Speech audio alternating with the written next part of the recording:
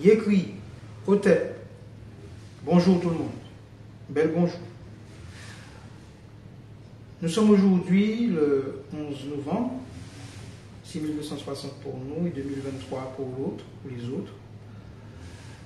Nous sommes à nouveau chez Alix et Olivier.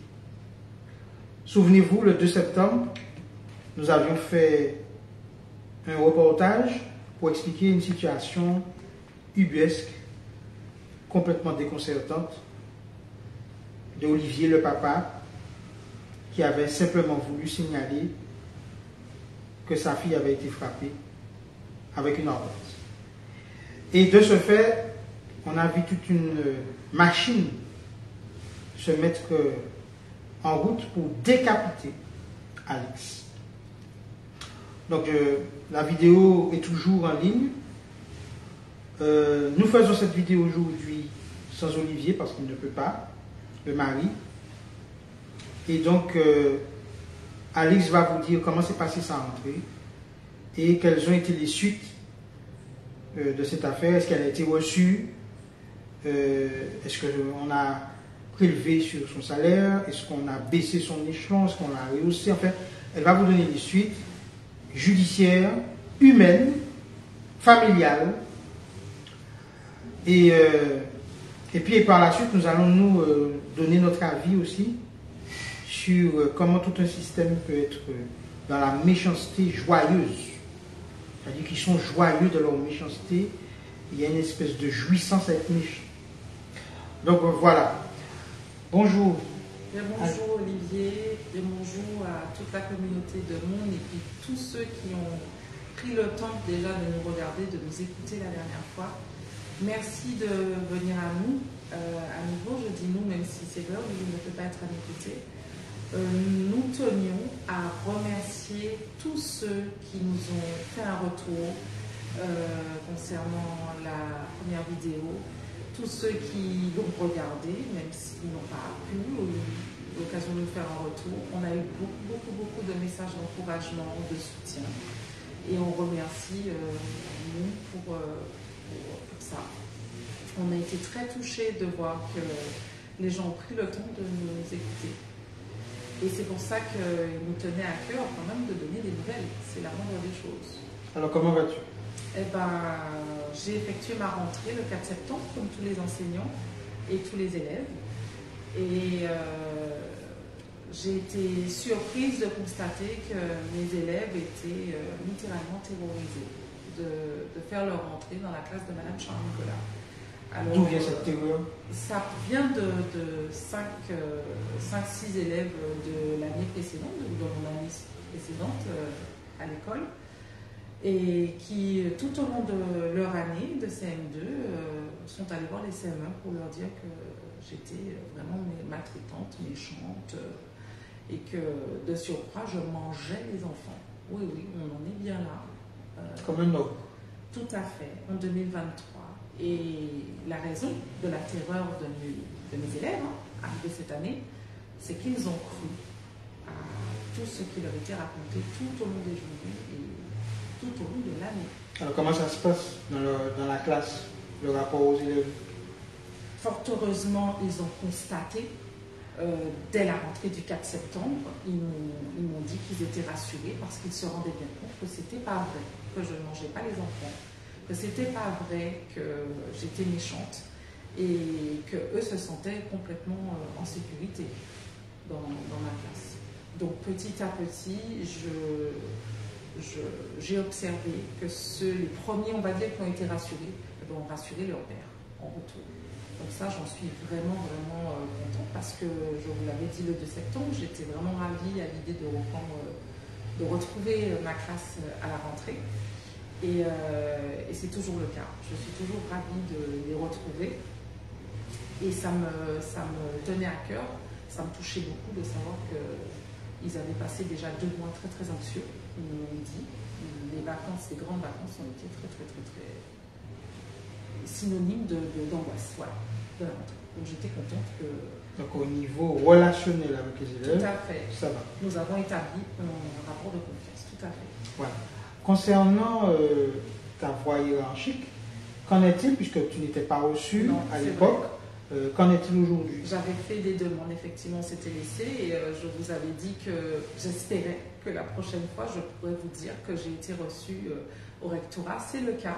Alors malheureusement, j'ai réitéré ma demande à la rectrice. Je n'ai toujours pas pu obtenir d'audience avec la rectrice. C'est quand même mon objectif. Mais j'ai été reçue au rectorat et mi-septembre. Donc ça s'est passé après notre rencontre. Mi-septembre et donc je suis dans l'attente de pouvoir être reçue à nouveau. J'ai prochainement un rendez-vous au niveau des ressources humaines, donc ça aussi j'en suis heureuse puisque vous parliez du volet sur la 3e sanction. Je l'ai rapidement évoqué la dernière fois avec vous, j'ai expliqué qu'il y avait 2 sanctions qui s'étaient appliquées, que j'ai obtenu des jugements et puis qu'on se laissait sur le fait qu'il y ait une 3e sanction.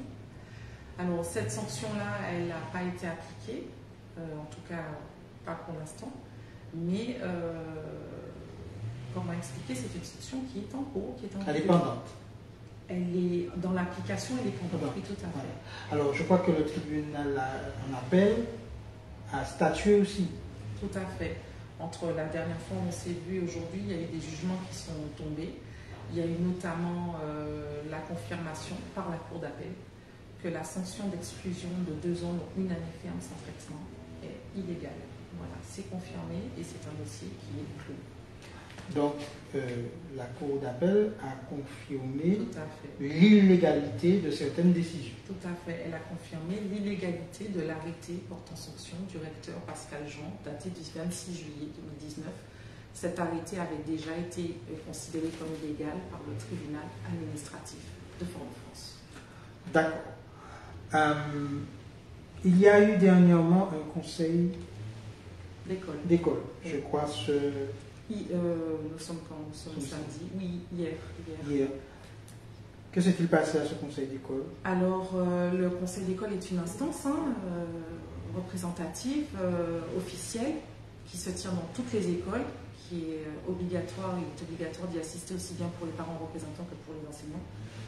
Et ça a été l'occasion pour moi de m'exprimer, de pouvoir dire à la communauté scolaire que j'ai eu connaissance de propos qui ont été tenus à mon encontre et que je m'inscris en faux contre ces propos. D'abord parce que la personne qui les profère dit me connaître et ce n'est pas du tout le cas. Cette personne était présente? Oui, elle était présente. J'ai pu m'adresser à elle directement. Donc tu as pu lui demander, mais on se connaît d'où? Non, je ne lui ai pas demandé d'où on se connaît, parce que je sais que je ne la connais pas, et que je sais que je la connais ni d'Adam ni d'Ève, ni de près ni de loin, comme on dit. Donc je lui ai simplement dit que je sais qu'elle s'est présentée en disant qu'elle était ma collègue, qu'on avait travaillé ensemble, et je lui ai répondu, en fait, ce jour-là, ce soir-là, hier, en lui disant que on n'a pas travaillé ensemble, que je ne la connais ni d'Adam ni d'Ève, et que je n'ai jamais enseigné dans la même école dans laquelle elle était en poste. Voilà. Et donc elle a dit que vous avez mangé? Oui, elle a dit qu'on a mangé ensemble. Et elle a pu dire où, quand? Non. Il s'agit là encore de déclaration. Oui, tout à fait. Donc tu as pu dire devant toute la communauté scolaire, vous veniez de mentir devant tout le monde? Oui, parce que là encore, il faut bien comprendre que à partir du moment où quelqu'un qui dit vous connaître va tenir des propos concernant en plus votre carrière, et c'est pousse au crime, de demander à des parents d'inscrire, de faire des courriers plaintes, à partir du moment où quelqu'un dit vous connaître alors qu'elle ne vous connaît pas, excusez-moi, mais c'est innommable. Pour moi, c'est inconcevable.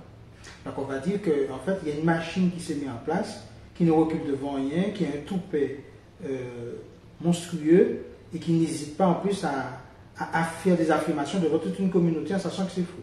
Mais écoutez, de toute façon, moi je tenais à ce que la vérité soit dite par rapport à cette communauté scolaire. Et puis autre chose,